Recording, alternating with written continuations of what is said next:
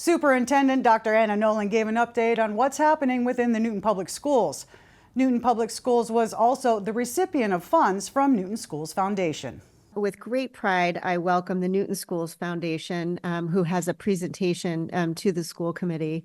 And I guess I just want to say one thing before you get started.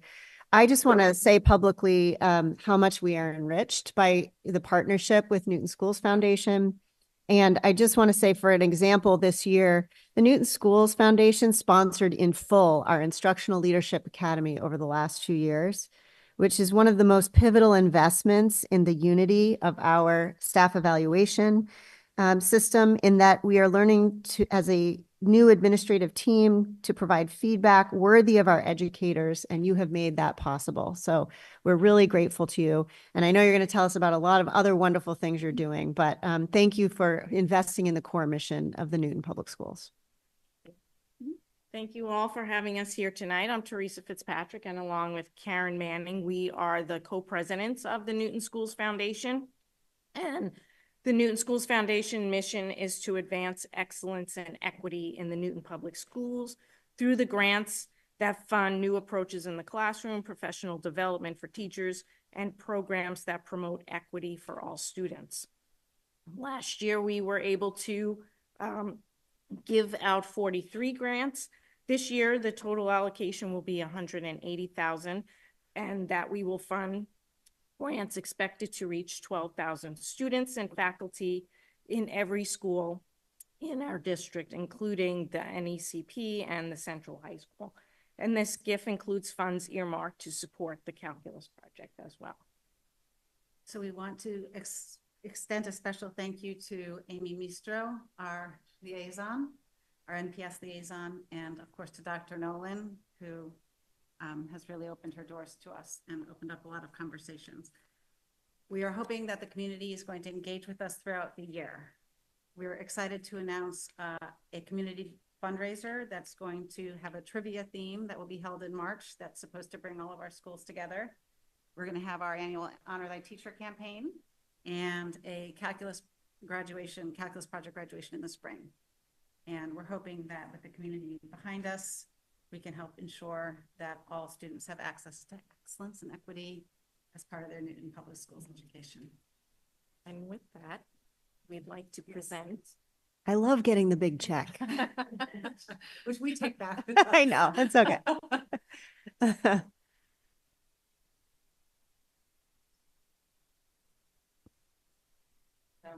anybody want to come up with that?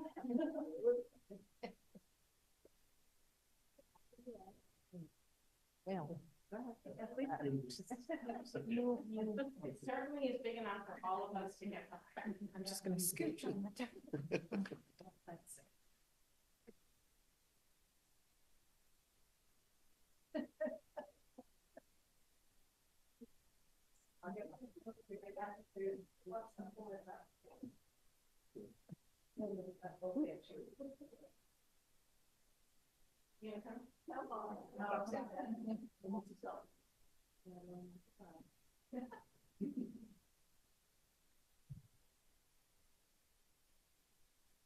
Quite a few.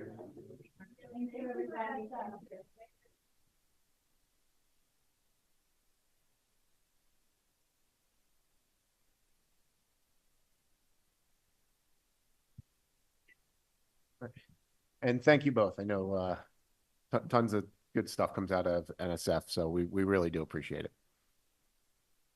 Thank you. Good night. So continuing superintendent update, I think you're seeing I'm putting some business as well as the update. You have a memo before you within the superintendent's update about an additional English language learner staff member that we have had to add. I forecasted this in our last meeting, a 0.5 FTE due to the significant amount of newcomers combined with our new elementary block schedule.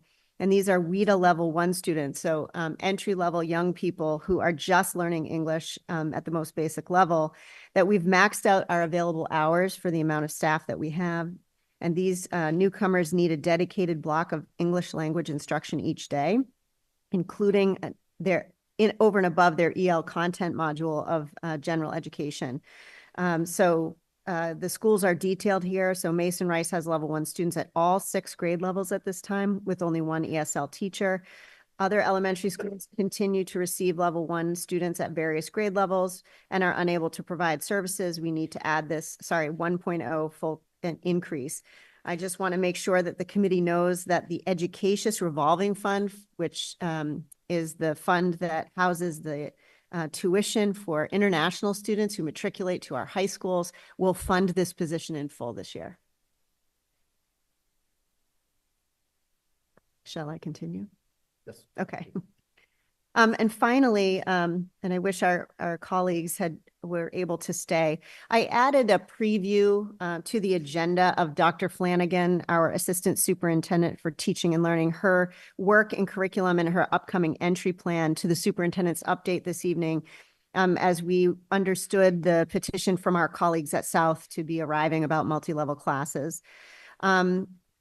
My first reason was, one, it's a lot to digest in the entry plan, so the school committee will have this document for almost a month to ponder it. But second, I have met with the South Faculty Senate at the end of last year and have been enriched by their analysis and reflections on multi-level classes.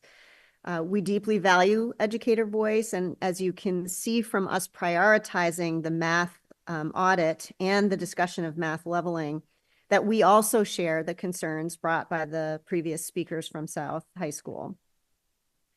We met with Ryan, who was the main speaker last week, to share the following, that we are fully examining the practice of multi-level classes, its impact on both teachers and children, and the outcomes will all be a part of Dr. Flanagan's curriculum review, which will be presented to you in the spring as part of the math audit. I do want to say, however, that I understand the multi-level class movement from some years ago to have noble intentions. It just currently catches students and staff in the middle of a curriculum issue, which we are trying to address.